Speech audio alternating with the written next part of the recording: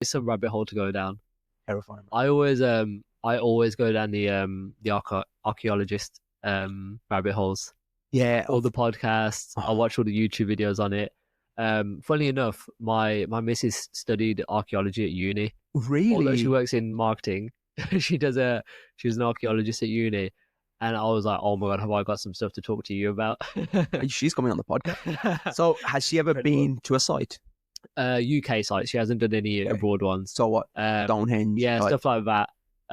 But I was like, have you ever heard of like stuff about the pyramids, stuff in Peru, like what's it called? Göbekli Tepe, stuff like that. She don't know what are these about, and I was like, oh, are you ready for this? Oh man, what did she think of that when you told her? I found it really interesting. Because there is a consensus. There's like a contention between the, what's his name now? Graham Hancock. Yeah. And traditional archaeologists. Yeah. So there seems to be a problem there where they're saying, this is how it was. Yeah. And these independent archaeologists are coming forward saying, nah, we think that it was like the Younger Dryas impact theory, stuff like that. There's so many things. I think one that blew my mind was in Egypt, the Sphinx. Yeah. That had people saying it's just wind erosion on there, and then these people saying it's water erosion. That means that all of Egypt was underwater at one point, stuff like that.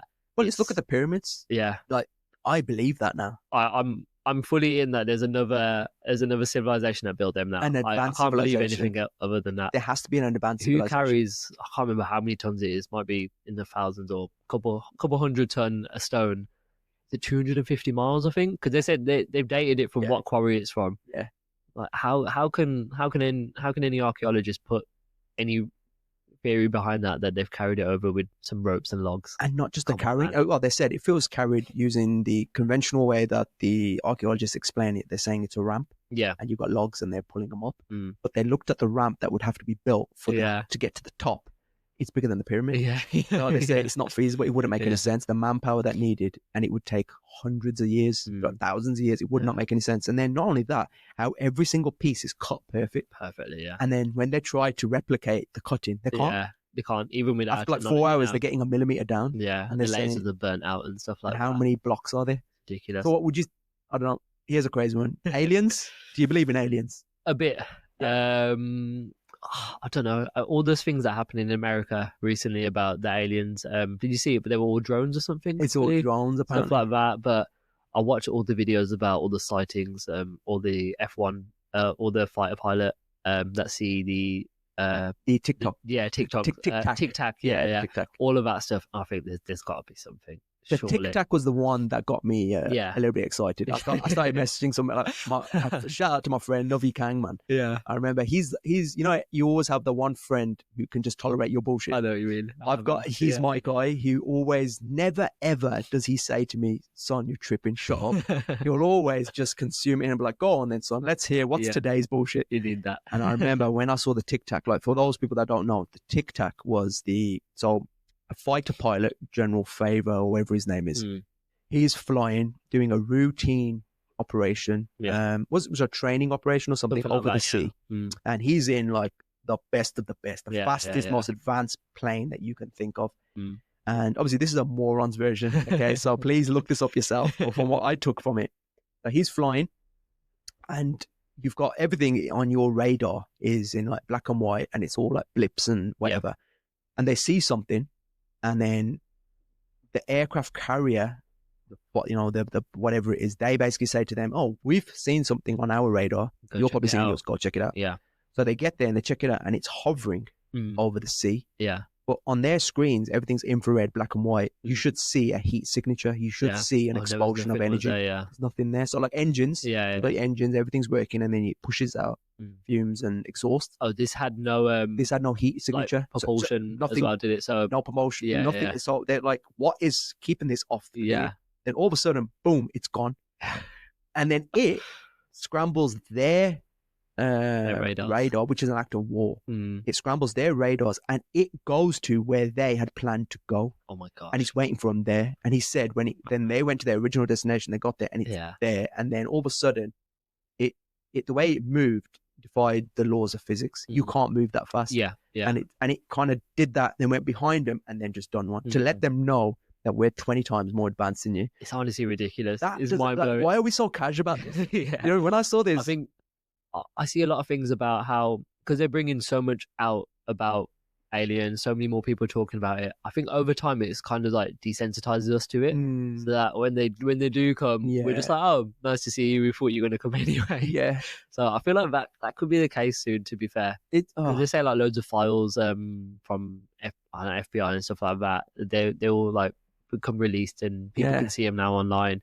I feel slowly we'll get desensitized to it, and then it'll be okay when they come. Because if aliens came now, it'd be world war and everyone would be going crazy. Everything will fall off. It'd either be world war or it would be the one thing that united us globally. All that, yeah. You know what I mean? Maybe we need an alien sighting just so then we can all stop and say, you know, stop worrying about who's white and who's brown. We've got something green here to deal with. To deal with here. We've got to think about this. But then, again, there's too much like fuckery involved with governments. So my worry is why are they so casual with us seeing of these sightings? Why there's not being more hidden and things like that, and like why they're so all of a sudden it's in the headlines. Yeah.